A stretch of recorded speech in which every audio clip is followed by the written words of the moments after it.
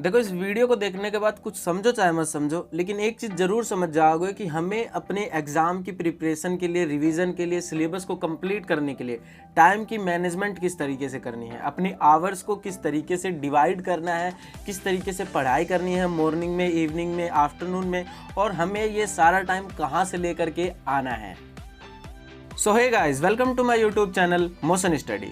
दोस्तों, आज के इस वीडियो के अंदर मैं आप लोगों को बताने वाला हूं कि हम अपने सिलेबस को बचे हुए 3 महीने में, हमारे पास टोटल 3 महीने भी नहीं है, मैं सिर्फ और सिर्फ 80 दिन लेकर के चलूँगा। इन 80 दिनों के अंदर हम अपने सिलेबस को किस तरीके से कंप्लीट करें और बचे हुए 1 महीने के अंदर हम उसे रिवाइज किस तरीके से करें। आज की इस वीडियो का यही पार्ट होने वाला है। और लास्ट में, वीडियो के अंत में, मैं कुछ टिप्स देने वाला हूं किस तरीके से आप लोगों को इस टाइम टेबल को फॉलो करना है। एक हिसाब से मान लीजिए ये एक टाइम टेबल ही है, हमें अपने टाइम को मैनेजमेंट किस तरीके से करना है सिलेबस को कंप्लीट करने के लिए एंड देन सिलेबस को रिवाइज करने के लिए। देखो, सबसे पहले जो चीज़ है वो ये है कि हम अपने सिलेबस को कैसे कंप्लीट करें 3 महीने में, और 1 महीने के अंदर हम इसे कैसे रिवाइज करें। इसके लिए सबसे पहले हमें ये देखना होगा कि हमारे पास कितने महीने हैं, उनमें कितने दिन हैं और किस तरीके से हमें उनमें से टाइम निकालना है। देखो, मैंने अक्टूबर के अंदर सिर्फ और सिर्फ 20 दिन लिए हैं, ठीक है। बाकी की जो 8, 9, 10 ये तारीख है मैंने ये नहीं लिया है। और नवंबर, दिसंबर में भी मैंने 30 दिन लिए हैं। जो एक दिन इसमें से मैंने 1 महीने में से हटा दिया है वो हटा दिया है, ठीक है। तो यानी 4 दिन मैंने इसमें से ऑलरेडी माइनस कर दिए हैं। टोटल हमारे पास इस 3 महीने के अंदर 80 दिन है, और इन 80 दिनों के अंदर हमारे दिमाग के अंदर सिर्फ और सिर्फ एक बात फोकस रहनी चाहिए, एक ही बात चलनी चाहिए कि इस 80 दिन के अंदर हमें सिर्फ और सिर्फ सिलेबस को कंप्लीट करना है। ये नहीं सोचना कि यार रिवीजन भी करना है, उसमें क्या होगा, ना आप रिवाइज कर पाओगे ना आप सिलेबस को कंप्लीट कर पाओगे। तो सबसे पहले आपके दिमाग में यही रहना चाहिए कि मुझे 80 दिन के अंदर अपने सिलेबस को कंप्लीट किस तरीके से करना है, ठीक है। गाइस, डाउटनेट पे होगा अब आपके सारे डाउट्स क्लियर। बस करना क्या है, जो भी आपका क्वेश्चन है उसकी फ़ोटो क्लिक करनी है, उसे क्रॉप करना है और उसे भेज देना है, ठीक है। तो 3 से 4 सेकंड के अंदर आपका जो क्वेश्चन है उसका सॉल्यूशन आपको वीडियो की फॉर्म में मिल जाएगा। CBSE board, UP, Bihar, Maharashtra, Rajasthan, ये सारे अनदर स्टेट बोर्ड, 6 से 12 क्लास तक का IIT, JEE Mains, Advanced, NEET, ये सारी चीज़ें प्रोवाइड की जा रही हैं। फिजिक्स, केमिस्ट्री, बायोलॉजी, मैथ्स, ये सारी चीज़ें भी आप लोगों को फ्री में मिल रही हैं। क्लास 9 से 12 तक का लाइव क्लास आपको मिल रहा है। इंग्लिश मीडियम हो, हिंदी मीडियम हो, आप सारे अपने सिलेबस को कंप्लीट कर सकते हैं। बहुत सारे बच्चों ने इसके ऊपर बिलीव किया है, आप भी बिलीव कर सकते हैं। डिस्क्रिप्शन के अंदर लिंक है, वहाँ से जाकर डाउनलोड करें। और इस सिलेबस को कंप्लीट करने के लिए हमारे पास टोटल कितने चैप्टर्स हैं, उन चैप्टर्स को कितना टाइम देना है, ये ज़रूरी है डिसाइड करना, ठीक है। तो इसके लिए क्या किया है मैंने, ये कि हमारे पास टोटल सब्जेक्ट मैं 10th के अकॉर्डिंग लेकर के चल रहा हूँ। अगर आप 11th में हैं, अगर आप 12th में हैं, तो आप अपने अकॉर्डिंग अकाउंट्स, फिजिक्स, केमिस्ट्री, जो आपके सब्जेक्ट हैं उसे लेकर के चल सकते हैं। तो हमारे पास टोटल देखो सब्जेक्ट, हमने 5 सब्जेक्ट्स ले लिए हैं, मैथ, हिंदी, इंग्लिश, एसएसटी और साइंस। इनके अंदर मैंने एज्यूम कर लिया है कि सबके अंदर 20-20 चैप्टर्स हैं, ठीक है। 20-20 चैप्टर्स हैं, यानी कि कितने हमारे पास टोटल चैप्टर, 20, 40, 60, 80 और 100, यानी हमारे पास टोटल के 100 चैप्टर्स हैं।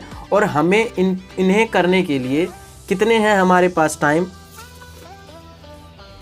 वो देखो, ठीक है। हमारे पास एक चैप्टर को करने के लिए, मतलब टोटल हमारे पास 100 चैप्टर हैं, और मैंने इस तरीके से टाइम को डिवाइड किया है, यानी कि हमारे पास टोटल 80 दिन है। जैसे कि मैंने अभी आप लोगों को यहाँ पर बताया कि सिलेबस को कंप्लीट करने के लिए हमारे पास 80 दिन है। इन 80 दिनों के अंदर हमें 5-5 घंटे निकालने हैं पर डे, यानी 80 दिन में हमें 5 घंटे निकालने। मॉर्निंग में निकाल रहे हो, इवनिंग में निकाल रहे हो, आफ्टरनून में, एक ही टाइम पे नहीं निकाल रहे, वो भी आगे मैं बताऊंगा। यानी टोटल हमारे पास 400 घंटे हैं, यानी इन चैप्टर्स को करने के लिए, 100 चैप्टर को करने के लिए 400 घंटे हैं, ठीक है। 20 चैप्टर ईच है हमारे पास इन ईच बुक, तो उसके अकॉर्डिंग क्या होगा, 400 घंटे में हमें 100 चैप्टर करने हैं, यानी एक चैप्टर को कंप्लीट करने के लिए हमारे पास 4 घंटे हैं। अब आप क्या कर सकते हो कि फिक्स कर लो कि यार मुझे मंडे वाले दिन ना इंग्लिश के एक चैप्टर को कंप्लीट करना है, तो उसके लिए आप अपना टाइम फिक्स कर सकते हो। किस तरीके से, देखो किस तरीके से फिक्स कर सकते हो, यहाँ पर अपना स्टडी टाइम को फिक्स करके। जैसे कि हमें मान के चल लो मॉर्निंग, आफ्टरनून, इवनिंग और नाइट, हमारे पास ये 4 रूटीन है। इसके अंदर हमने 4 घंटे हमें निकालने हैं पढ़ने के लिए, एक चैप्टर को कंप्लीट करने के लिए। अब इंग्लिश का एक चैप्टर है, मेरे को नहीं लगता कि 4 घंटे लगेंगे, बस 4 घंटे सफिशिएंट है आपको उस चैप्टर को अच्छी तरीके से करने के लिए। उसके छोटे क्वेश्चन, उसके बड़े क्वेश्चन, सब कुछ उसके कंप्लीट चैप्टर को करने के लिए 4 घंटा सफिशिएंट मैं मानता हूँ। ठीक है, जो हिंदी का हमारे पास सिलेबस, हिंदी में मेरे को नहीं लगता एक चैप्टर के अंदर 4 घंटे लगेंगे। तो जो हिंदी का टाइम है हम उसे किस में दे सकते हैं, मैथ्स में दे सकते हैं, क्योंकि मैथ्स को कंप्लीट करने के लिए उसे लिख के देखना पड़ता है, एक बार अच्छे से करना पड़ता है, तो उसमें 4 घंटे से ज़्यादा टाइम लग सकता है। तो आप मैथ्स के अंदर हिंदी वाले के टाइम को इंक्लूड कर सकते हो। ठीक है, उसके बाद क्या करना है आप लोगों को, मॉर्निंग, आफ्टरनून, इवनिंग और नाइट, हमारे पास ये 4 टाइम है। इन चारों टाइम में हमें कोशिश करनी है कि 1-1 घंटा निकालना है। अब कई बच्चे होते हैं वो क्या करते हैं कि मॉर्निंग में उनसे नहीं पढ़ा जाता, मत पढ़ो कोई दिक्कत नहीं है, लेकिन उस 1 घंटे को आपको मैनेज कहाँ करना है ये खुद ही देखना पड़ेगा।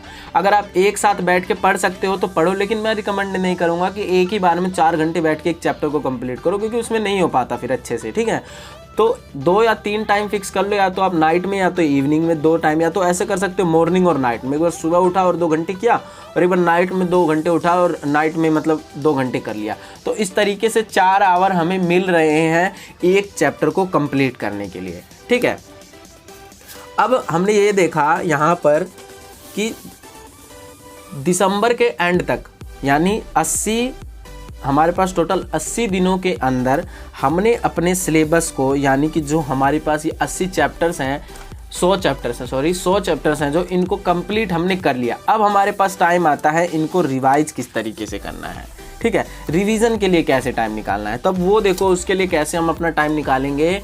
वो क्या करना है, आपको ये पता है कि 30 दिन है हमारे पास, लास्ट के 30 दिन है, और जनवरी के अंदर नियरली हर स्कूल में हॉलीडे दे दिया जाता है रिवीजन करने के लिए या फिर पेपर के प्रिपरेशन के लिए, और रेगुलर एग्जाम्स भी चलते हैं, पेपर चलाए जाते हैं। ठीक है, तो उस टाइम पे आप लोगों के पास टाइम होगा, ज़्यादा से ज़्यादा आप लोगों के पास टाइम होगा सेल्फ स्टडी करने के लिए, और उस टाइम आप लोग पढ़ना भी चाहोगे।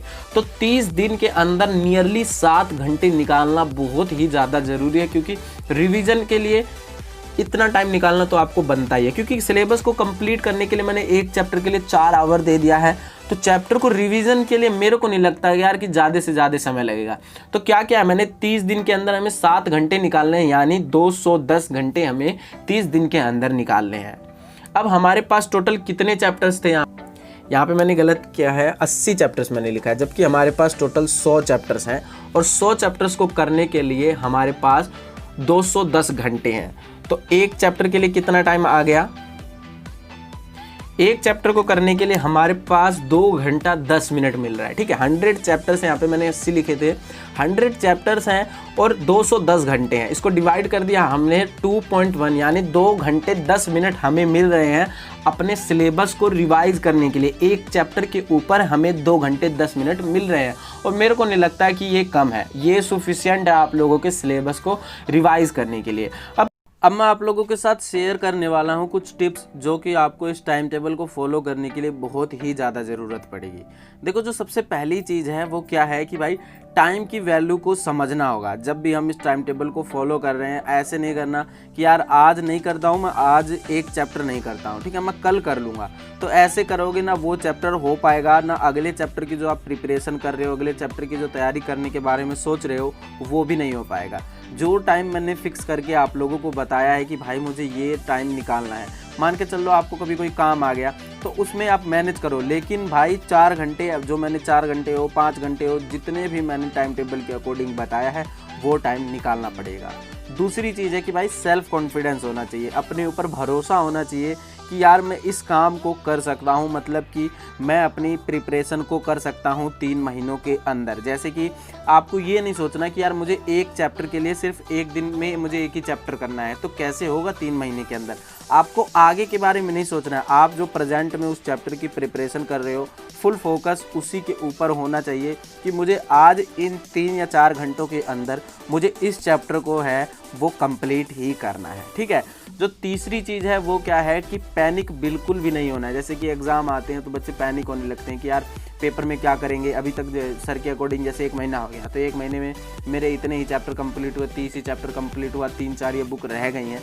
तो वो आपके ऊपर डिपेंड है कि आप पहले कौन सी बुक ले रहे हो, जो आपको ज़्यादा हार्ड लगती है आप उसकी प्रिपरेशन पहले कर लो, नहीं तो लास्ट में करो, वो आपके ऊपर ऑल टू ऑल डिपेंड है। लेकिन उस टाइम पे पैनिक बिल्कुल भी नहीं होना है, बिल्कुल भी नहीं डरना है कि यार क्या होगा, क्योंकि यार खुद की तरफ से आप अपना बेस्ट दे रहे हो, खुद की तरफ से आप 100% दे रहे हो, तो डरने की क्या ही बात है। जब आप उसे अच्छे तरीके से, मैंने बता दिया, रिवाइज भी करना है आप लोगों को, अच्छे तरीके से आपने सिलेबस भी कंप्लीट कर रखा है, तो यार जो क्वेश्चन पेपर के अंदर आएगा वो बुक से ही तो आएगा, बुक से बाहर तो नहीं आएगा। तो दोस्तों आई होप आप लोगों को आज की ये वीडियो पसंद आई होगी। अगर पसंद आई हो तो इस वीडियो को लाइक करो और अपने दोस्तों के साथ शेयर करो। वीडियो देखने के लिए धन्यवाद।